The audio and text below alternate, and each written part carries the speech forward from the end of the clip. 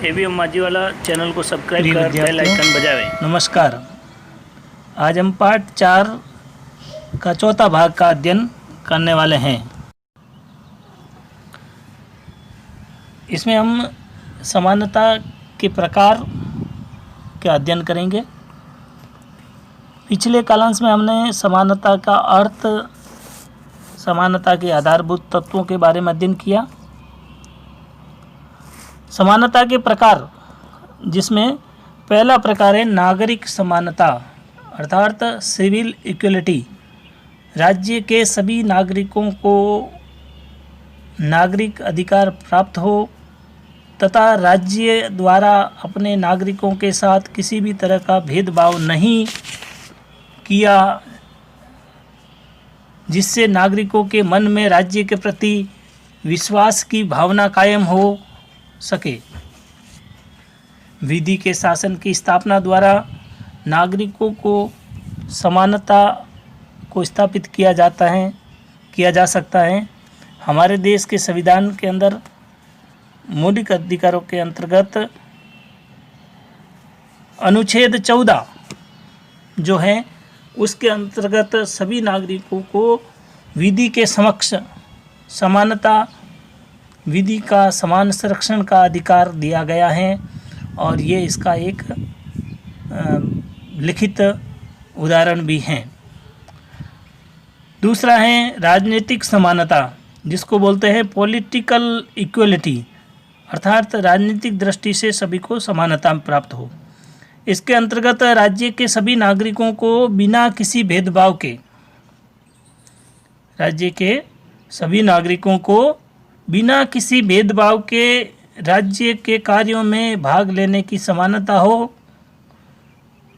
सभी वयस्क नागरिकों जो अन्य योग्यताएं पूर्ण करता हो, उसको समान अवसर हो, मताधिकार का अधिकार प्राप्त हो, निर्वाचन हेतु अभ्यर्थना देने की उसको समानता है, सार्वजनिक पदों पर नियुक्ति पाना, प्राप्त करना वह उसके अधिकार का क्षेत्र है, उनको उसमें समानता है।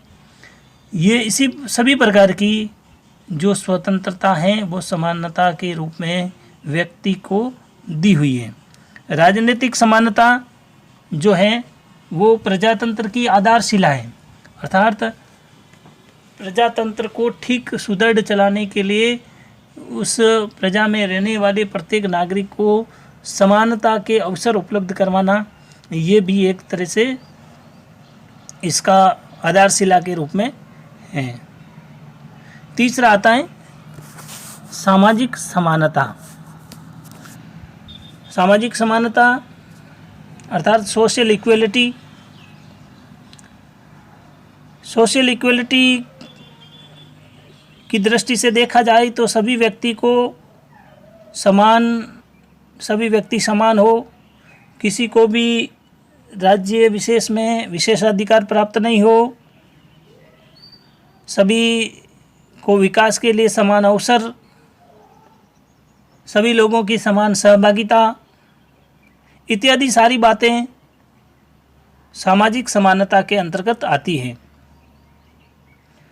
सामाजिक न्याय की अवधारणा इन्हीं बातों में परिपक्व लगती हैं, जिसमें समाज के सभी लोगों के विकास, समान अवसर और सहभागिता देखी जा सके। इसके बाद है प्राकृतिक समानता, नेचुरल इक्वलिटी। इस अवधारणा के प्रतिपादक मानते हैं कि प्रकृति के सभी मनुष्यों को समान बनाया है। प्रकृति ने सभी मनुष्यों को समान बनाया है, उनमें एक जैसा शरीर एवं बुद्धि होती है, एक जैसा शरीर और बुद्धि होती है। कालांतर में उनमें जो अंतर दिखता है, कालांतर में जब उनमें जो अंतर दिखता है वह उनकी सामाजिक परिस्थितियों के कारण से उनके अंदर भिन्नता उत्पन्न होती है और उसी भिन्नता के परिणाम स्वरूप उनमें अंतर देखा जाता है। प्राकृतिक समानता जो है उसका सिद्धांत सबसे ज़्यादा मत वैभिन्य युक्त है। प्राकृतिक समानता का जो सिद्धांत है वो मत वैभिन्य से युक्त हैं, अर्थात इनमें अनेक मत का वैभिन्य है, अर्थात मिश्रण है। प्रकृति सभी को समान पैदा नहीं करती। ऊपर बताया था कि जब पैदा हुए तो सबको एक जैसा शरीर और बुद्धि दी है, लेकिन जब कालांतर में उसकी परिस्थितियों के अनुसार उनमें भिन्नता आती गई तो दूसरी तरफ मत वैभिन्य के अंदर बताया, अर्थात जो विभिन्न प्रकार के मत हैं उनमें अंतर हैं। जो अंतरों की दृष्टि से देखा जाए तो ये बताया कि प्रकृति ने सभी को समान पैदा भी नहीं करती, नहीं प्रकृति सभी मनुष्य के अंदर गुण, योग्यता, क्षमता, शक्ति, विचार इत्यादि समान देते हैं। ये सारी बातों एक समान देखने को नहीं मिलती हैं। कुछ अंश इसका समान हो सकता है, लेकिन इनमें भिन्नता देखने को मिलती है। तो ये एक तरह से प्राकृतिक रूप से समानता का अंश भी नहीं है। इसके बाद आता है वो है आर्थिक समानता। आर्थिक समानता, ये समानता अन्य सभी समानताओं का आधार है। आर्थिक समानता है वह अन्य सभी समानताओं का अधिकार है, आधार के रूप में। आर्थिक समानता के अभाव में, आर्थिक समानता के अभाव में राजनीतिक, नागरिक एवं सामाजिक समानता अर्थहीन है।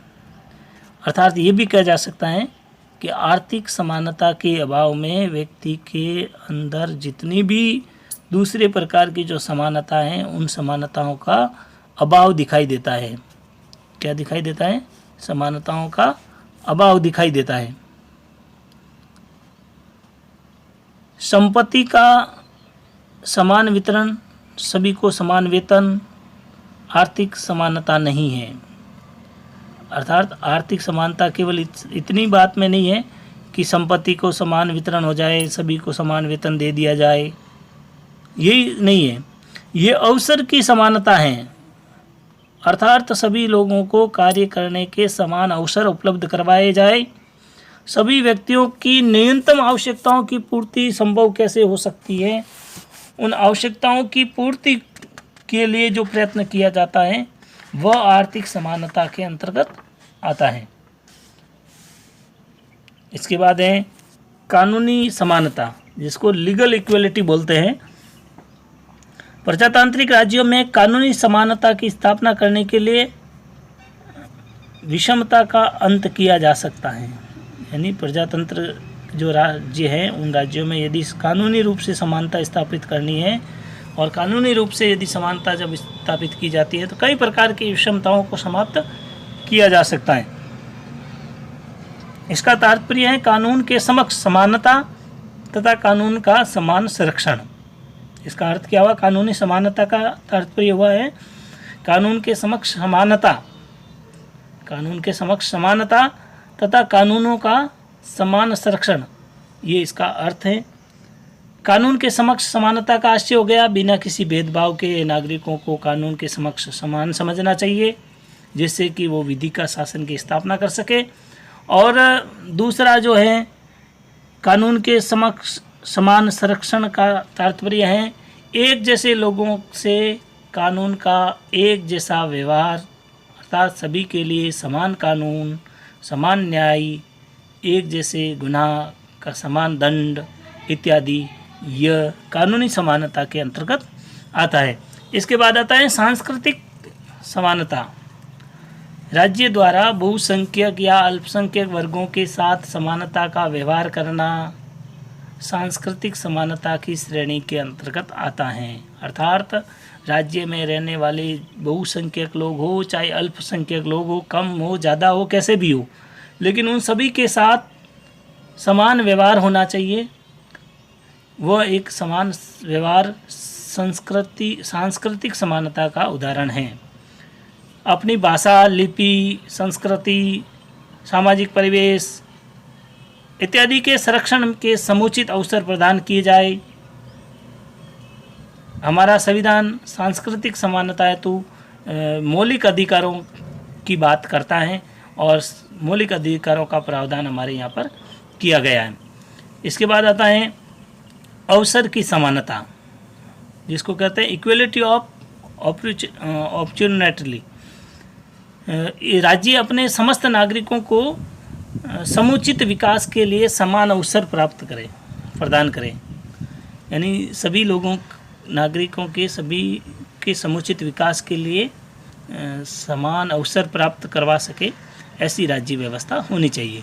राज्य जाति, धर्म, वर्ण, लिंग, नस्ल इत्यादि के आधार पर, किसी भी आधार पर बिना किसी भेदभाव के नागरिकों को समान अवसर देने चाहिए।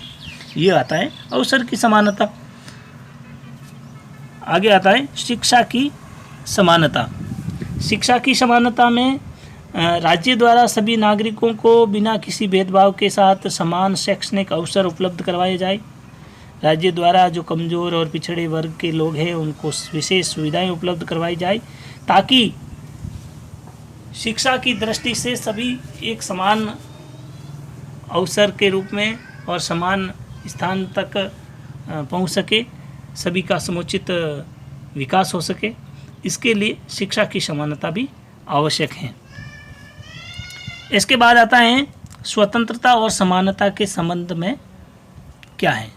तो उस संबंधों की बात करते हैं तो दो प्रकार की विचारधाराएं प्रचलित होकर आती है। जो पहली है विचारधारा, प्रथम विचारधारा जिसको बोलते हैं, इन्हें परस्पर विरोधी मानती हैं। परस्पर विरोधी, स्वतंत्रता और समानता को परस्पर विरोध के रूप में देखती है।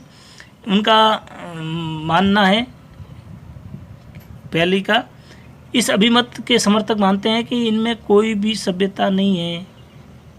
लॉर्ड एक्टन का मानना है कि समानता के आवेश में स्वतंत्रता की आशा को व्यर्थ कर दिया है।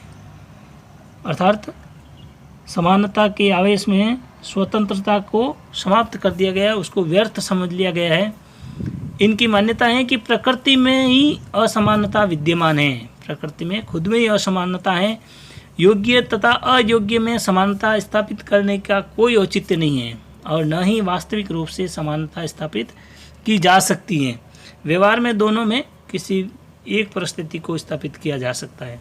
यानी स्वतंत्रता और समानता को परस्पर विरोधी मानते हुए इनमें जो विचार रखने वाले लोग हैं वो कहते हैं कि प्रकृति ने सबको असमान ही विद्यमान किया है, असमान ही रखा है। योग्य और अयोग्य की जो समानता जो स्थापित करने का कोई भी औचित्य नहीं रहेगा, क्योंकि इनकी समानता स्थापित करने के लिए जो प्रयास करेंगे तो वह हमारे प्रयास विफल रहेंगे। इसलिए इन दोनों की जो समानता और स्वतंत्रता को एक साथ नहीं देखा जा सकता। व्यवहार में दोनों एक दूसरे की परिस्थिति को स्थापित नहीं कर सकते हैं। दूसरी जो विचारधारा है वो परस्पर पूरक मानती हैं, अर्थात स्वतंत्रता और समानता को एक दूसरे के पूरक मानती हैं। कुछ विचारक स्वतंत्रता एवं समानता को परस्पर विरोधी मानते हैं। उनका मानना था कि प्रकृति में असमानता विद्यमान है, योग्य और अयोग्य की समानता स्थापित करने का कोई औचित्य नहीं है तथा न ही वास्तविक रूप से समानता स्थापित की जा सकती है। और दूसरे प्रकार के जो लोग हैं इसको पूरक मानते हैं। तो रूसो यहाँ तक कहता है कि समानता के बिना स्वतंत्रता जीवित नहीं रह सकती। अर्थात यदि समानता का अवसर उपलब्ध नहीं होंगे, समान विचारधारा या समानता की विचारधारा नहीं रहेगी, तो स्वतंत्रता ही अपने आप में जीवित नहीं रहेगी। तो पोलार्ड भी लिखते हैं कि स्वतंत्रता की समस्या का एकमात्र समाधान समानता में निहित है। यानी स्वतंत्रता के अंतर्गत आने वाली विभिन्न प्रकार की समस्याओं का यदि समाधान ढूंढना है तो समानता के अवसर उपलब्ध करवा दिए जाए तो ये सारी समस्याओं का हल हो जाएगा। व्यक्ति के विकास हेतु दोनों ही आवश्यक हैं। व्यक्ति के विकास के लिए स्वतंत्रता और समानता दोनों ही आवश्यक हैं।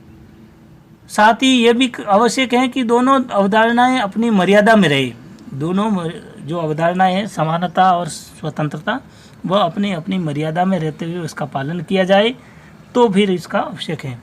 महात्मा गांधी का विचार था कि स्वतंत्रता का अर्थ नियंत्रण का अभाव नहीं, अपितु व्यक्तित्व के विकास की अवस्थाओं की प्राप्ति है। महात्मा गांधी ने कहा था कि भाई स्वतंत्रता का अर्थ ये नहीं हुआ कि उन पर नियंत्रण का अभाव है, उस पर उसको मतलब छूट दे दी गई है, ऐसा नहीं है। व्यक्ति के विकास की अवस्थाएं उसमें देखी जाती है, इसलिए उसको स्वतंत्रता आवश्यक है। नियंत्रणहीन स्वतंत्रता स्वच्छता है तो बंधन युक्त स्वतंत्रता निरर्थक है। राजनीतिक समानता के बिना स्वतंत्रता अर्थहीन हो जाती है, इसलिए नागरिकों को बड़ा समूह शासन की भागीदारी से वंचित किया जा सकता है। वही नागरिक समानता के अभाव में स्वतंत्रता का उपभोग करने का अवसर नहीं मिलेगा। आज हमने इस अध्ययन में प्रारंभ में समानता के प्रकार, 9 प्रकार की समानता के प्रकार पढ़े हैं। उसके बाद में स्वतंत्रता और समानता के बीच संबंध को पढ़ा है। ये इसमें भी 2 प्रकार की विचारधारा है, एक दूसरे को विरोधी भी मानती हैं तथा एक दूसरे को पूरक भी मानती हैं। इस तरह से इस कालांश में हमने अपने स्वतंत्रता और समानता के बारे में अध्ययन किया है।